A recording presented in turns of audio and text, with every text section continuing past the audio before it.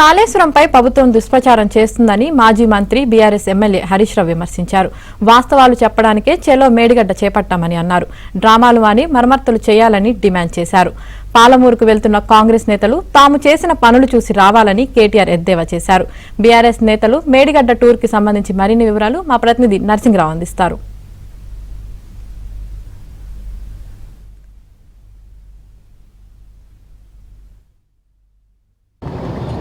BRS చలో Medigadda bus యాత్ర కొనసాగుతుంది. ప్రస్తుతము పరకాల నియోజకవర్గానికి చేరుకుంది. మరి కాసేపట్లోనే భూపాలపల్లి మీదుగా కాళేశ్వరానికి చేరుకుంటుంది. మొదటగా బీఆర్ఎస్ పార్టీకి సంబంధించినటువంటి నేతలు కాళేశ్వరం మేడిగడ్డకు చేరుకుంటారు. అక్కడ పరిశీలించిన తర్వాత అక్కడి నుంచి అన్నారం వెళ్తారు. అన్నారం వద్ద పవర్ పాయింట్ ప్రజెంటేషన్ ఉంటుంది, మీడియా సమావేశం కూడా ఉంటుంది. అయితే ఇప్పటికే కాంగ్రెస్ ప్రభుత్వము మేడిగడ్డకు అఖిలపక్షాన్ని తీసుకువెళ్ళినటువంటి నేపథ్యంలో ఈరోజు బీఆర్ఎస్ పార్టీ కూడా వెళ్తున్నది. సో ఈ చెలో మేడిగడ్డ ద్వారా ప్రజలకు ఏం చెప్పాలనుకుంటున్నారు, ఈ చెలో మేడిగడ్డ యొక్క ప్రధాన ఉద్దేశం ఏంటో నేతల్ని అడిగి తెలుసుకుందాము. హరీష్ రావు గారు మొదటగా వారితో మాట్లాడదాం. సార్ చెప్పండి, ఇప్పటికే కాంగ్రెస్ ప్రభుత్వం అఖిలపక్షాన్ని తీసుకెళ్ళింది, అక్కడ పగులని కుంగినటువంటి పేర్స్ని చూపించింది. సో ఈరోజు మీరు ఈ చెలో మేడిగడ్డ ద్వారా ఏం చెప్పాలనుకుంటున్నారు?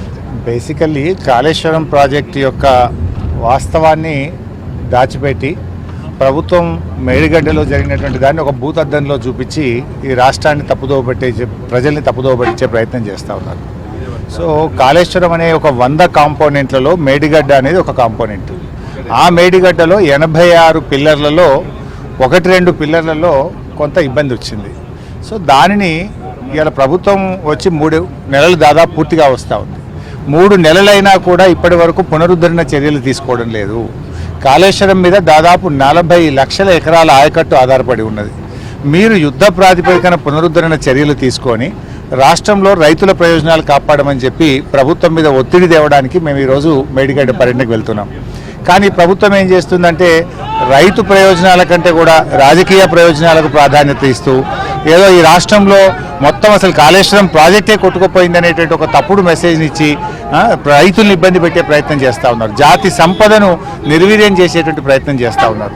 సో ఈ పరిస్థితుల్లో మేము ఏంటంటే ప్రభుత్వాన్ని ఏదైతే తప్పుడు ప్రచారం చేస్తుందో వాస్తవాలను ప్రజలకు చెప్పాలని, ప్రభుత్వం మీద ఒత్తిడి తేవాలని చెప్పి ఈ యాత్ర మేము పెట్టుకున్నాం. సో ఇలాంటి సంఘటనలు జరిగినప్పుడు మేము అసెంబ్లీలోనే చెప్పినాం ఏంటంటే మీరు దయచేసి విచారణ జరపండి, బాధ్యుల మీద చర్యలు తీసుకోండి, కానీ అట్ ద సేమ్ టైం పునరుద్ధరణ చర్యలు యుద్ధ ప్రాతిపదికన చేసి రైతాంగానికి నీళ్ళు ఇవ్వండి. మాకేం అనుమానం కలుగుతూ ఉందంటే దీన్ని ఇలాగే వదిలేసి రేపు వర్షాకాలంలో ఫ్లడ్స్ వస్తే మొత్తం మేడిగడ్డ డ్యామేజ్ కావాలి, మేడిగడ్డ మొత్తానికి నష్టం జరగాలి, తద్వారా బీఆర్ఎస్ పార్టీ మీద బురద జల్లాలనేటువంటి ఒక కుట్ర ఇవాళ ఈ ప్రభుత్వం యొక్క ఆలోచనలో మాకు కనబడతా ఉంది. అందువల్ల ఇవాళ మేడిగడ్డ అనేటువంటిది 100 కాంపోనెంట్లలో ఒకటి, అక్కడ 86 పియర్లలో 2-3 పియర్లు పోయినాయి. దాన్ని యుద్ధ ప్రాతిపదికన పునరుద్ధరించే పని చేయండి. మీరు ఆ పని చేయకుండా మీరు ఎంతసేపు మా మీద బురద జల్లేటువంటి ప్రయత్నం చేస్తున్నారు. ఇవాళ మీరేమి నెల కాలేక 3 నెలలు దాటింది, దాదాపు 3 నెలలు దాటుతూ ఉంది, ఇంకా ఏం చేస్తున్నారు? సో ఎందుకంటే మీకు ఏదన్నా మన మధ్య ఉంటే రాజకీయంగా ఎంతైనా కొట్లాడదాం, 4 సీట్లు ఎక్కువనో 4 సీట్లు తక్కువనో అధికారం కోసం కొట్లాడడం వేరు, but not at the cost of the farmers. రైతు ప్రయోజనాలు ముఖ్యం, రాష్ట్ర ప్రయోజనాలు ముఖ్యం. రాజకీయాల కోసం ప్రాజెక్టును బలి చేయొద్దు, రాజకీయాల కోసం మొత్తం కాళేశ్వరాన్ని ఇబ్బంది పెట్టే ప్రయత్నం చేయొద్దు అని మేము ఇవాళ ప్రభుత్వానికి చెప్పదలుచుకున్నాం. కానీ వారు అసలు కంప్లీట్ ప్రాజెక్టు నాణ్యత మీదనే అనుమానాలను వ్యక్తం చేస్తున్నారు. అందుకే national dam safety authority report వచ్చిన తర్వాతనే అది అసలు వీలు అవుతుందా కాదా అనేటువంటి చూసిన తర్వాత ఫర్దర్గా స్టెప్స్ వేస్తామనేటువంటి మాట వాళ్ళు చెప్తా ఉన్నారు. ఇలా ఎన్డీఎస్ఏ మీద మీరు ఒత్తిడి పెట్టండి, తొందరగా రమ్మని చెప్పండి. ఎందుకంటే మనకు మళ్ళీ ఒక 3 monthsలో రైనీ సీజన్ స్టార్ట్ అవుతుంది.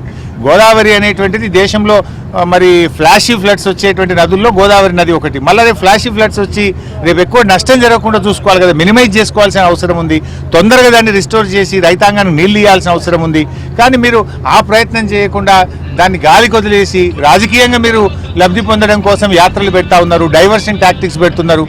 ఇప్పటికైనా కాళేశ్వరం ప్రాజెక్టులో భాగంగా ఉన్న మేడిగడ్డ పునరుద్ధరణ చర్యలు యుద్ధ ప్రాతిపదికన చేపట్టాలని, వర్షాకాలం వచ్చేలోపు దాన్ని సేఫ్ జోన్కు తీసుకురావాలని, అదేవిధంగా వచ్చే వానకాలంలో మరి అన్నారం సుందిల్లా ఇంటాక్ట్ ఉన్నాయి, ఏదైనా మైనర్ వర్క్స్ ఉంటే పూర్తి చేసుకొని రైతాంగానికి యథావిధిగా నీళ్లు అందించడానికి అన్ని చర్యలు తీసుకోవాలని ప్రభుత్వాన్ని డిమాండ్ చేస్తారు. ఓకే అండి, మొత్తానికి కేవలం 3 పియర్స్ మాత్రమే కుంగితే ప్రాజెక్టు అసలు పనికి రాకుండా పోయింది అనేటువంటి ఒక దుష్ప్రచారాన్ని చేస్తున్నారు. సో వెంటనే పునరుద్ధరణ పనులు చేపట్టాలని చెప్పి హరీష్ రావు చెప్తా ఉన్నారు. అదేవిధంగా బీఆర్ఎస్ పార్టీ వర్కింగ్ ప్రెసిడెంట్తో కూడా మాట్లాడదాము. ఈరోజు మీకు కౌంటర్గా కాంగ్రెస్ పార్టీ పాలమూరుకి వెళ్తుంది. పాలమూరు రంగారెడ్డిని వచ్చినటువంటి 3 నెలల్లోనే పూర్తి చేసి నీరిస్తామనేటువంటి మాట కేసీఆర్ చెప్పారు, కానీ నిర్లక్ష్యం చేశారనేటువంటి విమర్శలు చేస్తూ ఉన్నారు. ఈ రోజు వారు చేపట్టినటువంటి యాత్ర మీరు ఎలా చూస్తారు? పాలమూరు రంగారెడ్డిలో చూడడానికి ఏముంది, ఏనుగెళ్ళింది తోక చిక్కింది అన్నట్టు 90% పనులు మేమే పూర్తి చేసినాము. ఇప్పుడు వాళ్ళు చేయాల్సిందల్లా పూర్తి చేసిన రిజర్వాయర్లకు, పూర్తి చేసిన పంపులకు కేవలం కాలువలు తవ్వి నీళ్ళు ఇస్తే సరిపోతుంది. కాబట్టి వాళ్ళు పాలమూరుకు పోయి కేసీఆర్ గారు ఏం పని చేసినారు, ఎంత వేగంగా చేసినారు, మీరు ఎన్ని కేసులు వేసినా, ఎన్ని ఆటంకాలు కల్పించినా, ఎంత వేగంగా ఆ ప్రాజెక్టును పూర్తి చేసినారో మరి కేసీఆర్ గారిని అభినందించడానికే పోతున్నారని నేను అనుకుంటున్నాను.